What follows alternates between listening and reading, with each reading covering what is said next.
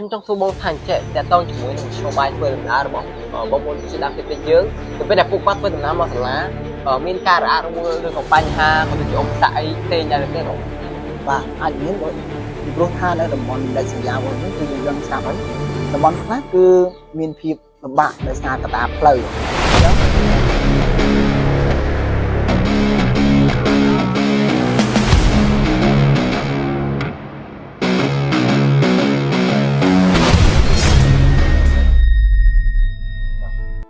ជំរាបសួរបងខ្ញុំបាទឈ្មោះវិហាជា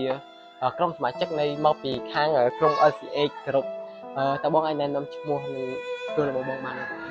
បាទខ្ញុំបានឈ្មោះរចំយង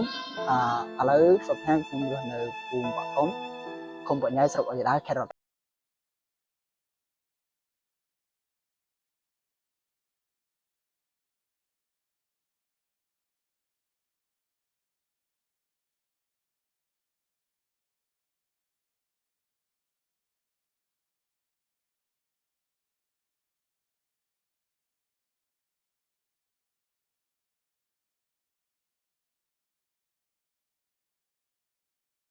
អីផ្សេងដែរទេបង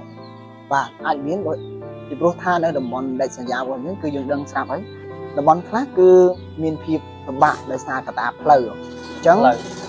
ហើយក៏ជាបញ្ហាមួយដែលធ្វើឲ្យពួកគាត់នឹងបោះបង់ការសិក្សាក៏ថាបានដែរអូអញ្ចឹងបានន័យថានៅពេលដែលផ្លូវក៏ដូចជាផ្លូវហ្នឹងវាពិបាកអញ្ចឹងធ្វើពួកគាត់អាចនឹងបោះបង់ការសិក្សាផ្លូវហ្នឹងអាចនឹងឆ្ងាយពីសាលារៀនទេបងហ្នឹងហើយបងនិយាយអញ្ចឹងដោយសារបង្កើតថានៅតំបន់ដាច់ស្រយាលភាគច្រើនគឺឆ្ងាយពីសាលារៀនអញ្ចឹងអាចធ្វើឲ្យពួកគាត់ប្រឈមក្នុងការធ្វើដំណើរដោយសារយើងនឹងថាឥឡូវគឺសាលារៀនមិនចិត្តឆ្ងាយខ្ញុំចង់សួរបងតើតើជាមួយនឹង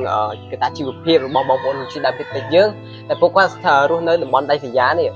ហើយមួយទៀតកត្តាដែលពួកគាត់បោះបង់ការសិក្សាគឺដោយសារកត្តាជីវភាពរបស់គាត់ផងដែរខ្វះខាតហើយមួយទៀតគឺគាត់ចង់ជួយអ្នកផ្ទះអញ្ចឹងហើយដោយសារតែយើងដឹងស្រាប់ហើយបើសិនជាជីវភាពរបស់គាត់ខ្វះខាតអញ្ចឹងហើយជាគាត់ត្រូវជួយអ្នកផ្ទះសិនហើយអូអញ្ចឹងបានចាំបានន័យថានៅពេលដែលជីវភាពរបស់គ្រួសារគាត់គឺថាខ្វះខាតខ្លាំងគាត់មិនអាចបន្តការសិក្សាបានទេគាត់ត្រូវ